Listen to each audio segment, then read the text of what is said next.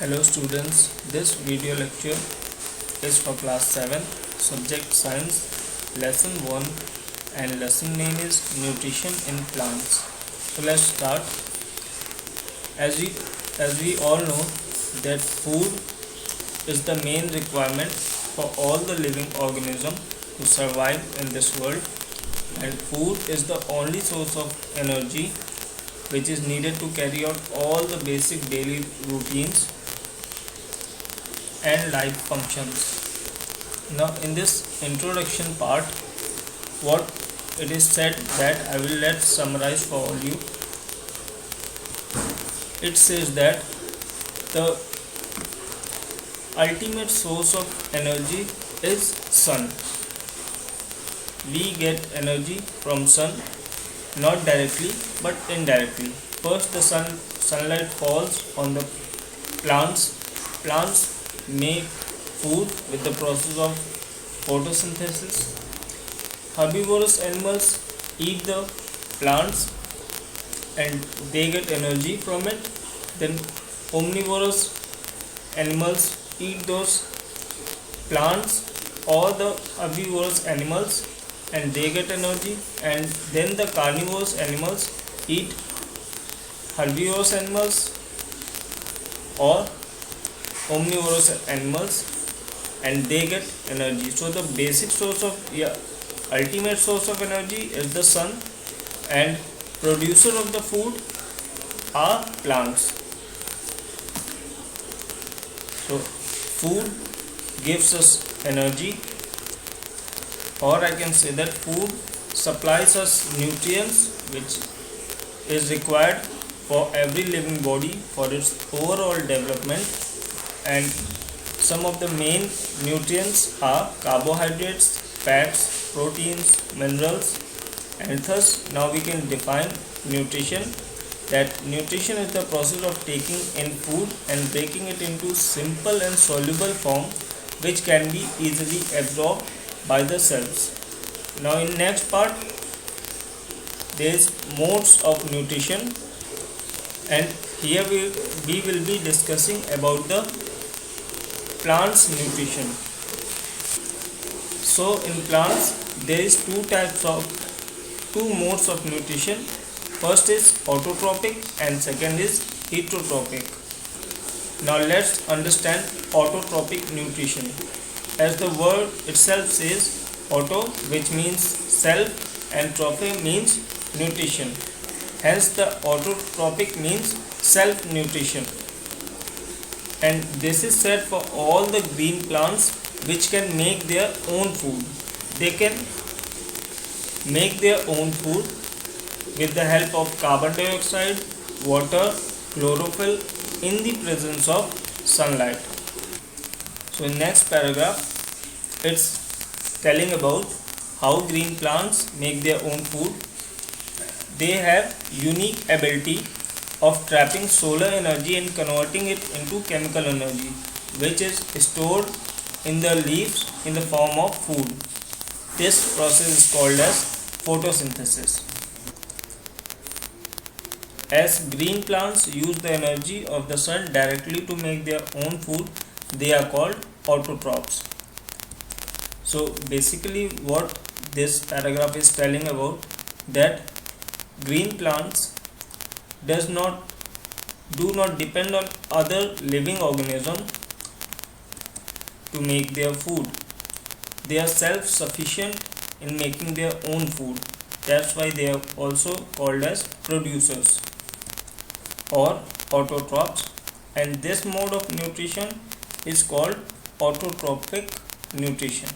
Now next we will learn about heterotrophic nutrition. The word heteros means others and trophy means nutrition.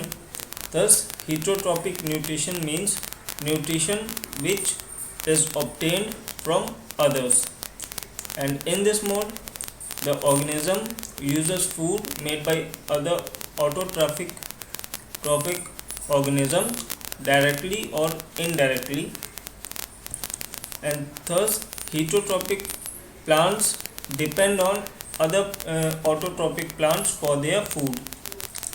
Now next In next paragraph, we will study about photosynthesis. As I have already told you, photosynthesis is the process by which green plants make their own food. And how they do that, let's learn that. Green leaves contains chlorophyll, and when carbon dioxide, water, chlorophyll react in the presence of sunlight, they give the product as glucose and oxygen. Leaves have small openings through which they take carbon dioxide, and through roots they suck up water, and chlorophyll is already present in the leaves, and sunlight they get in the daytime. And when these four things combine and react, they give the product as glucose plus oxygen. So this is the process of photosynthesis, and the tiny holes in the leaves through which carbon dioxide enter is called as stomata, and you can see the diagram of stomata. This is stomata and surrounding by the guard cell. And what guard cell do? They help in opening and closing the stomata. Now next topic is parasites. Parasites are the plants that derive their food from the other plants, and hence they come under the category of heterotrophs. Few examples of parasites plants are dodder, mildew, fungi, and many bacteria are some examples. And as they are dependent on other plants for the food, that means either they don't have chlorophyll or they have very little chlorophyll, which is one of the necessary element for the process of photosynthesis in which plants make their own food.